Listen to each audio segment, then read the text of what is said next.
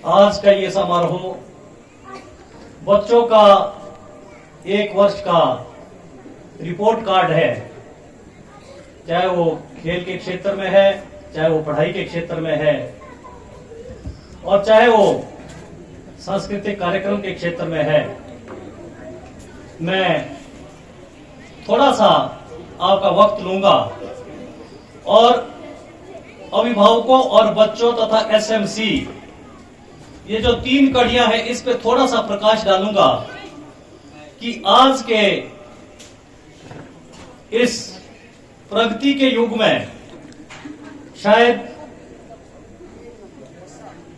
किसी भी प्रकार के संसाधनों की कमी बच्चों के लिए नहीं है। कभी ये माना जाता था कि गरीबी एक अभिशाप है और गरीबी के कारण बहुत से बच्चे जो है शिक्षा ग्रहण करने विद्यालय नहीं जा सकते थे, लेकिन आज के युग में शायद मेरा ये मानना है कि गरीबी तो अभिशाप नहीं रह गई है, पर बच्चों में दिन प्रतिदिन बढ़ रही नशे की आदत एक बहुत बड़ा अभिशाप है। मैं थोड़ा सा अपने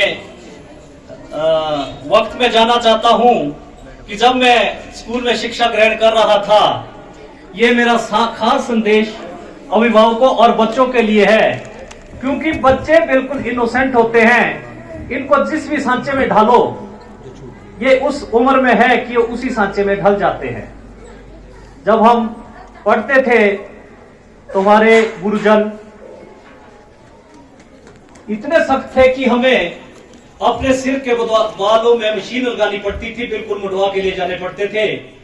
क्योंकि हमारी पेनल्टी इतनी बड़ी थी कि अगर हमने छोटी सी गलती भी कोई सुनाने में कर दी तो हमें बालों से खींचकर पूरे कमरे में घुमाते थे और हम वो अपनी बात अपने अभिभावकों से शेयर नहीं कर सकते थे, बांट नहीं सकते थे, क्योंकि अभिभावकों का शिक्षकों के प्रति इतना आदर और सम्मान था कि शिक्षक अपने हिसाब से स्कूल का संचालन करते थे और अभिभावक कभी भी शिक्षकों के किसी कार्य प्रणाली में मध्यस्थता नहीं करते थे। जब मुझे अच्छे से याद है कि मैं 8वीं से जब उत्तीर्ण होकर 9वीं कक्षा में राजकीय वरिष्ठ उस वक्त जो उच्च विद्यालय था शोकी में मैंने दाखिला लिया, तो मैं बच्चों से एक बात शेयर करना चाहता हूं, आप थोड़ा सा ध्यान से सुने। जिस दिन मैंने एडमिशन लिया तो उससे 2 दिन बाद मेरे साथ एक ऐसा हादसा हो गया कि मुझे मेरे सीनियर जो बच्चे थे 10वीं कक्षा के, उन्होंने बाजार में ही रोक लिया और बोला कि आज आप स्कूल नहीं जाओगे। तो अब मैं गांव के स्कूल से आया था, डर भी गया। मैंने बोला ठीक है, ले चलो जहां ले चलना है। तो मैं उन बच्चों के साथ चला गया और आप ये सुनकर बहुत हैरान होंगे कि जहां मैं गया वो इतना ही बड़ा प्लेग्राउंड था जितना मेरे सामने इस वक्त ग्राउंड है।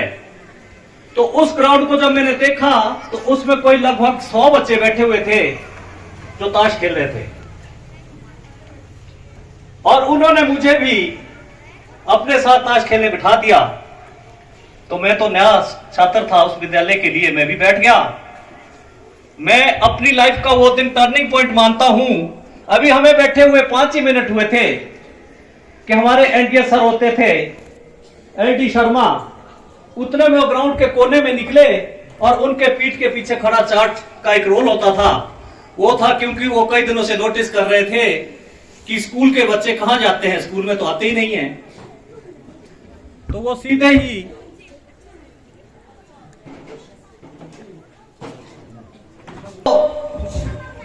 मेरे पास पहुंचे और जिस तरह पशुओं को मारा जाता है उन्होंने मुझे उस चार्ट से इतना मारा कि मतलब मैं घर में भी नहीं बता सका कि मैं 1 हफ्ते तक, तो मुझे अच्छे से याद है कि मेरे पूरे शरीर में दर्दें रही। अगर उस दिन वो सर वहां नहीं आते तो शायद मेरा कैरियर भी वही होता। आज मैं उन लोगों को देखता हूं जो उस दिन मेरे साथ उस ग्राउंड में थे, तो उनमें से आधे लोग या तो इस दुनिया में ही नहीं है और जो बच्चे खुचे हैं भी, वो नशे की आदत में इतने लिप्त है कि उन्हें कोई बोल नहीं सकता कि इनकी उम्र अभी 55 ईयर के आसपास है। मेरा यहां कहना यह है कि अगर अभिभावक अपने बच्चों को ऐसी जगह पे डर पैदा करेंगे जहां डर नहीं होना चाहिए, तो उन्हें हमेशा पश्चाताप करना पड़ेगा। और ऐसी जगह पे अगर डर उत्पन्न करेंगे जहां डर होना चाहिए, तो उनका बच्चा जो है एक अच्छी शिक्षा ग्रहण करके एक अच्छे गांव का नागरिक और एक अच्छे भारत का निर्माण करेगा। आज के युग में मैं एक बात अच्छे से शेयर करना चाहता हूं कि सबसे बड़ा धन क्या माना जाता है। एक धनवान व्यक्ति धनी नहीं है, बल्कि एक वो व्यक्ति सबसे बड़ा धनवान है जिसके पास विद्या है, जिसके पास ज्ञान है, जिसके पास शिक्षा है। अगर एक शिक्षित व्यक्ति किसी गांव में पैदा होगा, तो उस गांव का, उस पंचायत का, उस तहसील का और उस जिले का पूरा संचालन करेगा, जो हजारों पैसे वाले लोग भी नहीं कर सकते। ज्ञान एक ऐसी चीज है बच्चों कि अगर आपके पास एक अच्छी शिक्षा होगी, अगर आपके पास एक अच्छी शिक्षा होगी, तो आज आपके मन में एक प्रतिस्पर्धा जागृत होनी चाहिए कि जो बच्चे आज यहां से प्रथम, द्वितीय और तृतीय स्थान लेके जा रहे हैं, और वो बच्चे जो आज नहीं ले पाए हैं, उनके मन में एक शक्ति पैदा होनी चाहिए कि अगले वर्ष इस पारितोषिक वितरण समारोह में वो यहां पे खड़े होंगे जहां पे आज वो बच्चे खड़े हैं, जहां वो नहीं पहुंच सके हैं। इसके लिए एक चीज का होना बहुत जरूरी है कि आपको अपने स्वाभिमान को जागृत करने के लिए डर को पीछे छोड़ना पड़ेगा। जब तक आपके मन में एक डर है, 2 मिनट के लिए मान लीजिए कि मैं इस वक्त मंच पे इस माइक से आपको संबोधित कर रहा हूं। अगर मेरे दिमाग में यह चीज है कि सामने वाले व्यक्ति जो मुझे सुन रहे हैं वो मुझसे ज्यादा ज्ञानी है और वो मुझसे ज्यादा अच्छे वक्ता है, अगर ये डर मेरे दिमाग में है, तो शायद मैं अपने बातों का संबोधन अच्छे से नहीं कर पाऊंगा, क्योंकि मेरे दिमाग में एक डर चल रहा है कि मेरे से ज्यादा जानने वाला ज्ञानी तो मेरे सामने बैठा है। लेकिन जब मैं अपने मन में ये ठान लूंगा कि जो मेरे सामने लोग बैठे हैं वो मुझसे अच्छा नहीं बोल सकते, तो मैं अपने पूरे विचारों का अच्छे से व्याख्यान करूंगा। भले ही वो ज्ञानी मुझसे ज्यादा है भी, मैं ये नहीं बोल रहा हूं कि मुझसे ज्यादा पढ़े लिखे, मुझसे अच्छे बोलने वाले या मुझसे अच्छे ज्यादा सूझबूझ वाले व्यक्ति वहां नहीं है। उस तरफ वो व्यक्ति मुझसे ज्यादा सूझबूझ वाले हैं, लेकिन जब मेरे हाथ में माइक है और मुझे संबोधन का मौका मिला है, तो मुझे अपने दिमाग में ये चीज, ये डर खत्म करना पड़ेगा कि शायद वो लोग इतना अच्छा नहीं बोल पाएंगे जितना अच्छा मैं इस मंच से मैं बोल सकता हूं। ये उदाहरण मैं आपको इसलिए दे रहा हूं कि अगर आपको अपने क्रिया क्षेत्र में ऊपर निकलना है, तो मैं अपनी बात बोलता हूं, शायद मेरे स्कूल के कैरियर से यहां कोई भी व्यक्ति वाकिफ नहीं है। कल मैं एक किसी समारोह में कदौर में गया था, तो कदौर के वाइस प्रिंसिपल मेरे क्लासमेट है जयकरण जी, तो मेरे साथ और भी जो 3-4 मेरे साथी गए थे वो भी मेरे क्लासमेट थे। तो मैं वो व्याख्यान अपने मुंह से नहीं करना चाहूंगा, लेकिन मैं इतना जरूर बोलूंगा कि जब हम पढ़ते थे तो हम शरारती भी सबसे ज्यादा थे, और हम खेल के क्षेत्र में भी बहुत अच्छे थे, हम गायनी के क्षेत्र में भी, कलाकारी के क्षेत्र में भी बहुत अच्छे थे, भाषण के प्रतियोगिता में भी बहुत अच्छे थे, और शिक्षा के क्षेत्र में भी बहुत अच्छे थे। वो लोग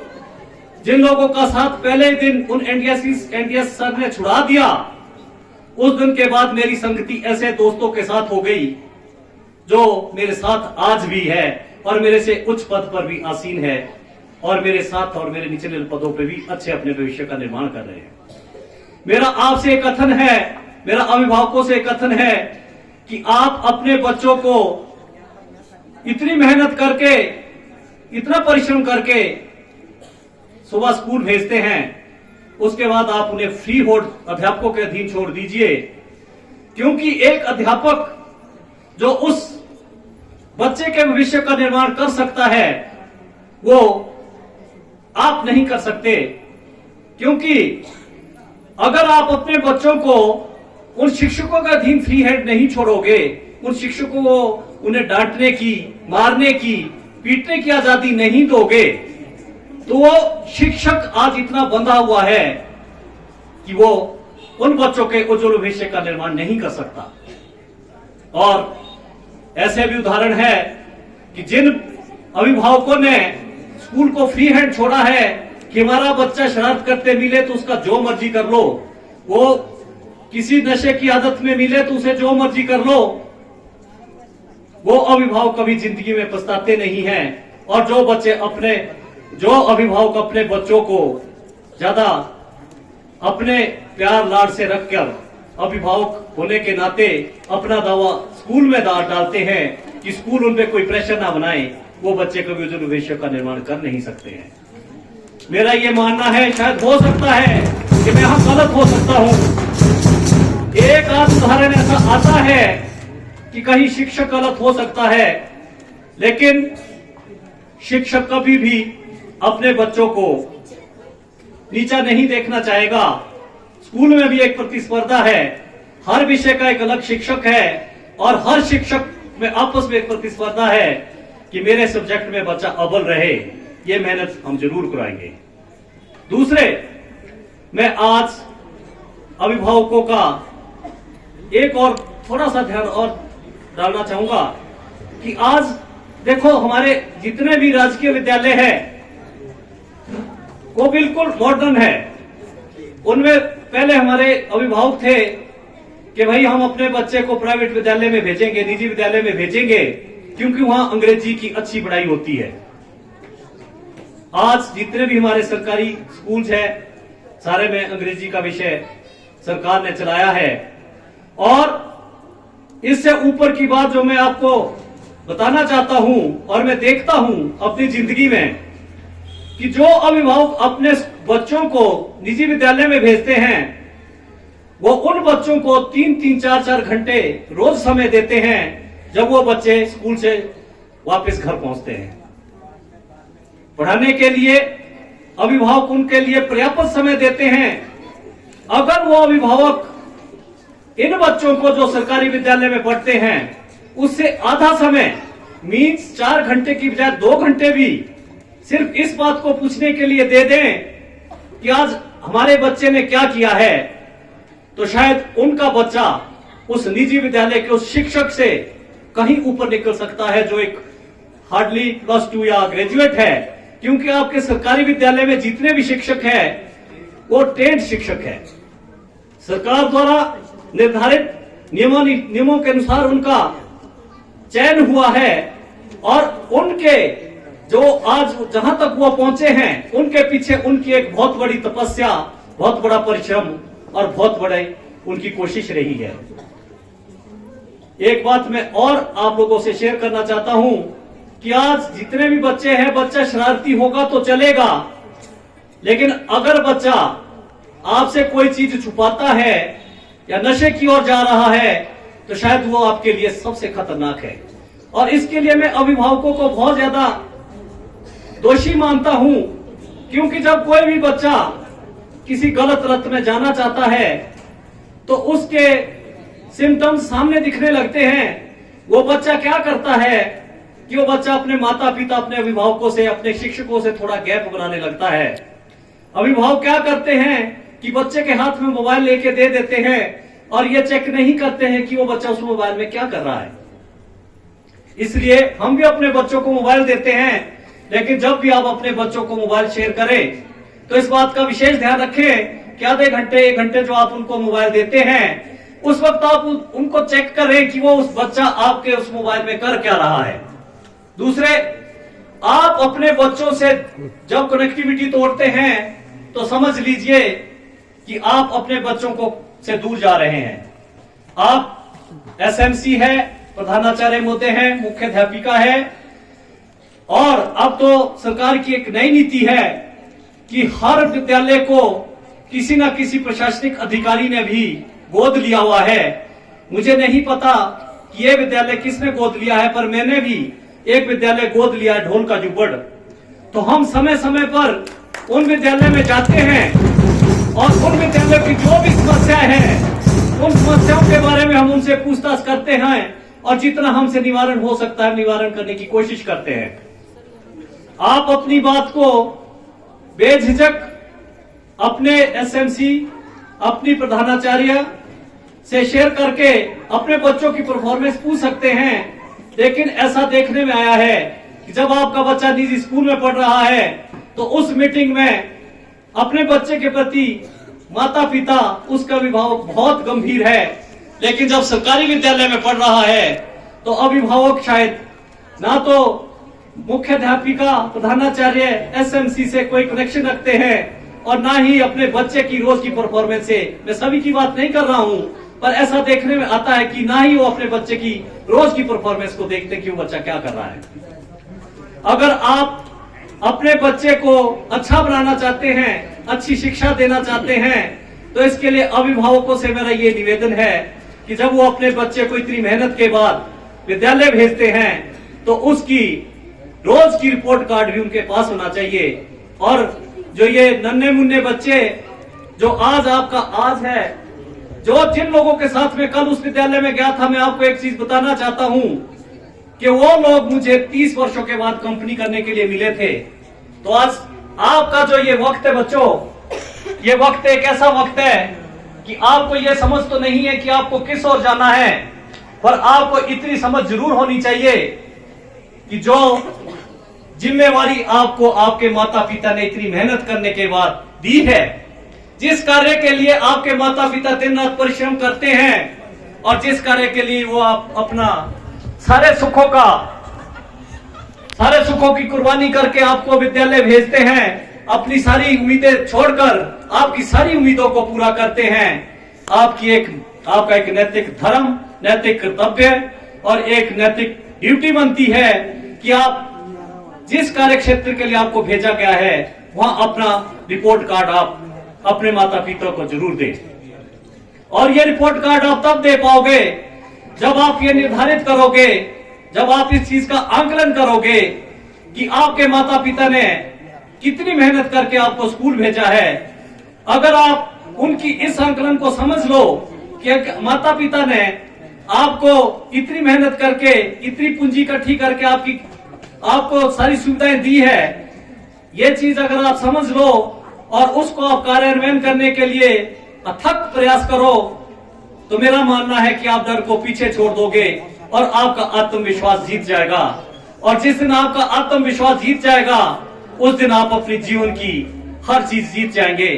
एक अच्छे भविष्य का जिस दिन आप निर्माण कर लेंगे, उस दिन आपको ना तो माता पिता से पूंजी मांगने की जरूरत पड़ेगी, ना ही आपको समाज के किसी वर्ग के पास झुकने की जरूरत पड़ेगी, और ना ही किसी भी कार्य क्षेत्र में, किसी भी कार्यालय में अगर आप जाओगे और आप एक अच्छे शिक्षित व्यक्ति हो तो आप अपने गांव का नाम तो रोशन करोगे ही करोगे, बल्कि अपने आसपास के और बहुत से अनपढ़ और गरीब लोगों की भी मदद कर सकोगे जो ना लिखना जानते हैं, ना फॉर्म भरना जानते हैं और ना ऑफिस की प्रोसीडिंग जानते हैं। आज क्या होता है कि जब कोई भी दस्तावेज किसी कचहरी से किसी व्यक्ति को गांव में मिलता है तो व्यक्ति घबरा जाता है। मान लीजिए किसी को समन आ गया तो घबरा जाता है, लेकिन एक अच्छा शिक्षित व्यक्ति जानता है कि ये कागज क्या है। जब आप एक अच्छी शिक्षा ग्रहण करके आपको एक ज्ञान हो जाएगा तो आप अपने गांव का, अपने पंचायत का और अपने देश का सारे मूलभूत सुविधाओं का स्वयं निर्माण करोगे और उस दिन आपके माता पिता की पहचान आपसे हो जाएगी। हर माता पिता का यह सपना होता है कि जिन बच्चों को समाज माता पिता के नाम से जानते हैं, उनके जीवन का सबसे बड़ा दिन वो होता है जिस दिन उन माँ बाप को बच्चों की वजह से जाना जाए। और वो दिन शायद उस बच्चे के लिए सबसे गौरवान्वित दिन है कि उनके माता पिता की पहचान बच्चों से हो, और ये तब संभव है जब आप अपने जीवन का निर्माण करने के लिए अथक प्रयास करोगे, आगे बढ़ोगे। आपका अलग अलग कार्य क्षेत्र हो सकता है, कोई खेल के क्षेत्र में अव्वल हो सकता है, कोई सांस्कृतिक कार्यक्रम में अव्वल हो सकता है, कोई पढ़ाई के क्षेत्र में अग्रिम हो सकता है, लेकिन आपको दुनिया में, समाज में अच्छी जगह पर ले जाने के लिए आपकी शिक्षा ही एक ऐसी नीति है जो आपको हर क्षेत्र में अव्वल बना सकती है, आपको आपके भविष्य का सुरक्षित निर्माण कर सकती है। मैं आपका ज्यादा समय नहीं लूंगा। मैं माफी चाहूंगा अभिभावकों से अगर मैंने कोई ऐसी बात बोली हो, लेकिन आज हम भी उन्हीं लोगों में से हैं, हम भी अभिभावक हैं और हम भी ये गलतियां रोज करते हैं, पर हम इस मंच के माध्यम से आपसे कुछ चीजें साझा करना चाहते हैं, वो हम साझा कर चुके हैं कि आप बच्चों को उतनी ही आजादी दे जितनी आजादी उनके भविष्य के लिए आवश्यक है। आवश्यकता से ज्यादा दी गई आजादी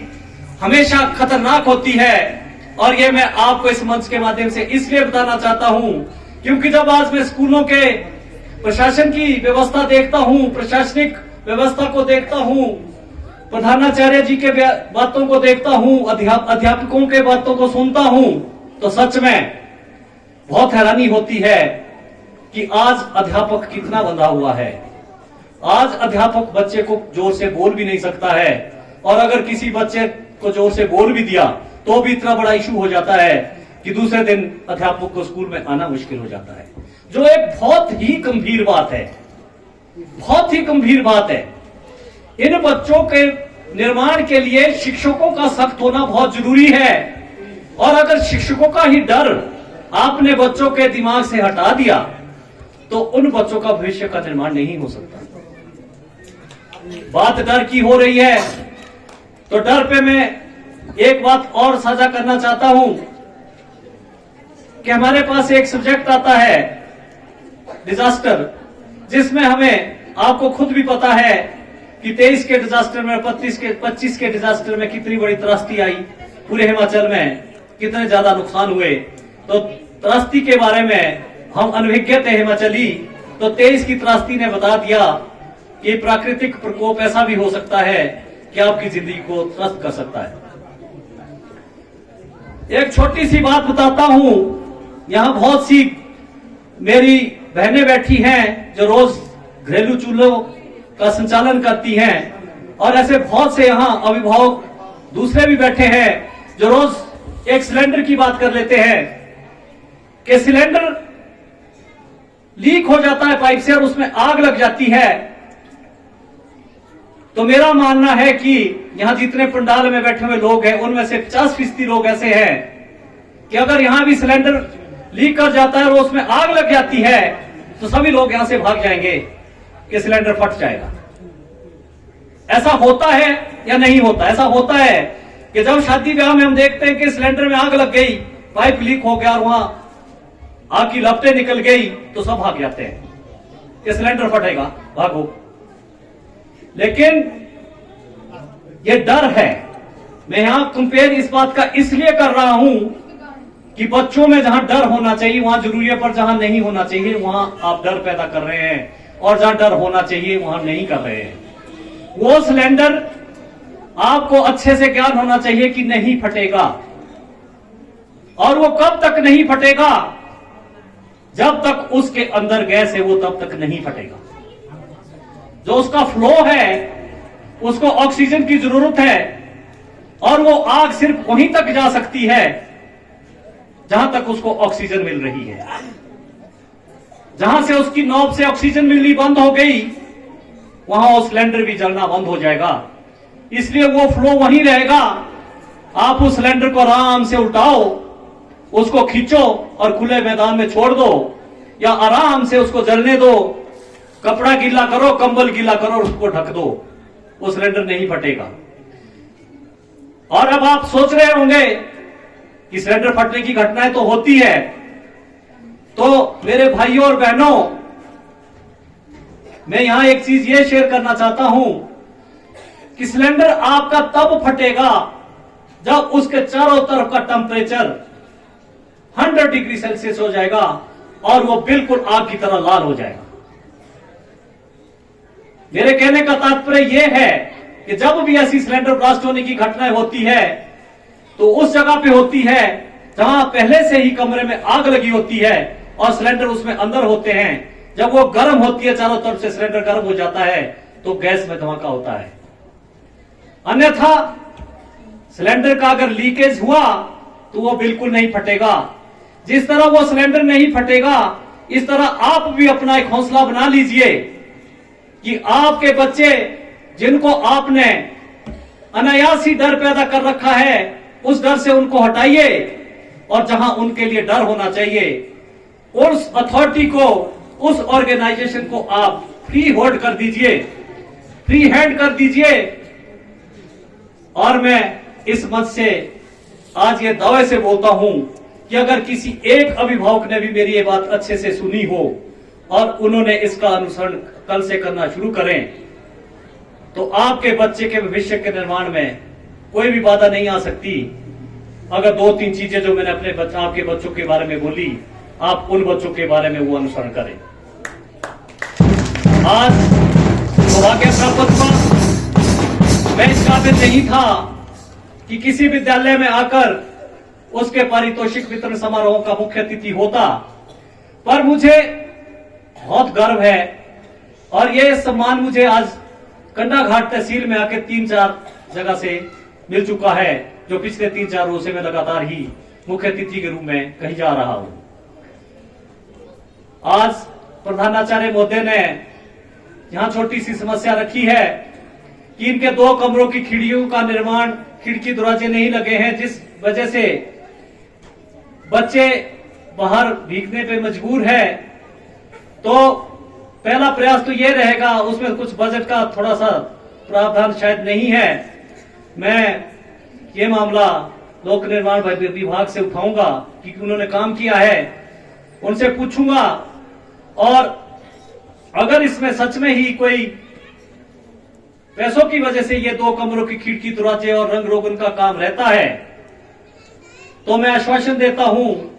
कि मैं अपने निजी फंड से इन कमरों का इन छुट्टियों में, जो आपकी छुट्टियां आ रही है, निर्माण करवाऊंगा। जो भी इसमें लगना होगा, दरवाजे खिड़कियां जो पेंट होगा वो मैं करवाऊंगा, ताकि अगले सेशन में जब मार्च में, फरवरी में बच्चे स्कूल आए तो इन 2 कमरों का प्रयोग कर सके, उपयोग कर सके। लेकिन मुझे इसके लिए प्रधानाचार्य महोदय का हल्का सा सहयोग की जरूरत रहेगी कि थोड़ा सा इसका एस्टिमेट बना दीजिए, पहले हम पता कर लेते हैं। मैं लोक निर्माण विभाग से ये मामला उठाता हूं, मैं देखता हूं कि अगर इसमें उनकी तरफ से इसमें कुछ नहीं होना है तो थोड़ा सा इसमें एस्टिमेट, और जो इसको काम को करने के लिए कोई जो हमारा कारपेंटर की जरूरत पड़ेगी, जो भी इसको बनाएगा, उससे आप थोड़ा सा इलाइजन करें, क्योंकि आपका भी एक ही महीना अभी विद्यालय का, शायद जनवरी में छुट्टियां हो जानी करती दिसंबर से। तो मैं चाहूंगा कि इन बिटवीन ये आप काम थोड़ा सा हल्का सा स्टडी कर लें, ताकि हम जनवरी के महीने में, अगर ये मुझे ही कराना है तो मैं जनवरी में इस काम को वादा करता हूं कि मैं इस काम में जितना भी 2 कमरों की दरवाजे खिड़कियां लगनी और रंग रोगन में जो व्यय होगा मैं अपने इसे मैं करवाऊंगा, ताकि मार्च की क्लासे आपकी जो फरवरी की क्लासे आपकी। बाकी बच्चों ने बहुत अच्छा कार्यक्रम प्रस्तुत किया और मुझे बहुत प्रसन्नता है कि स्कूल प्रशासन ने कड़ी मेहनत से पूरे साल भर मेहनत करवाकर इन बच्चों में वो गुण डालने की कोशिश की है जो इनके उज्जवल भविष्य के लिए बहुत ही जरूरी है। मैं ज्यादा समय ना लेता हुआ, अगर मैंने इस मंच के माध्यम से कोई अनायासी गलत बोल दिया हो, उसके लिए क्षमा प्रार्थी हूं। और अगर आप, आजकल मैं आपके इलाके में एक छोटे से पद पर कार्यान्वयन कर रहा हूं, अगर आप किसी भी कार्य के लिए मुझे सक्षम समझें तो आप बेझिझक किसी भी कार्य दिवस पर या दूरभाष पर मुझसे कभी भी संपर्क कर सकते हैं। आपका कोई भी घरेलू मसला है, ये मंच का संचालन तो छूट गया, अब हम जिस लाइन पे है उस लाइन पे अगर आपका कोई भी निजी भी कार्य है तो आप कभी भी किसी कार्य दिवस पर हमसे संपर्क कर सकते हैं। जो हमारे से बन पड़ेगा, जितना बन पड़ेगा, हम आपकी जरूर मदद करेंगे। मैं आपका ज्यादा समय न लेता हुआ, क्योंकि मुझे पता है कि ये कार्यक्रम बहुत लंबा होने वाला है, मैं इस मन से आपका ज्यादा समय न लेता हुआ अभिभावकों का एक बार फिर से पुनः दिल के गहराई से साधुवाद अभिनंदन करता हूं और विद्यालय प्रशासन का तहे दिल से धन्यवादी हूं कि इस प्रशासन ने मुझे इस काबिल समझा कि मैं आज के समारोह में आपके बीच चंद लम्हों के लिए आ सकूं। जो मेरे विशेष अतिथि है, क्षमा प्रार्थी हूं, क्योंकि शायद आप जहां पहुंच चुके हैं, वहां पहुंचने के लिए जिन सीढ़ियों से गुजरना है, हम वो सीढ़ियां गुजर रहे हैं। इसलिए जब हम सीढ़ियां जो हम गुजर रहे हैं, वही प्रेरणा हम पिछले वालों को दे रहे हैं कि बच्चों ये वक्त दोबारा नहीं आएगा, इसलिए इस वक्त का सदुपयोग कर लो, अन्यथा उस दिन आपको बहुत दुख महसूस होगा जिस दिन आपके सहपाठी अच्छे पदों पर कार्यान्वयन कर रहे होंगे और आप कहीं भी नहीं होंगे। इसलिए आपके उज्जवल भविष्य की कामना करते हुए मैं अपनी वाणी को विराम देता हूं और इस मंच के माध्यम से अगर मैंने कुछ अनायास गलत कहा हो तो उसके लिए क्षमा प्रार्थी।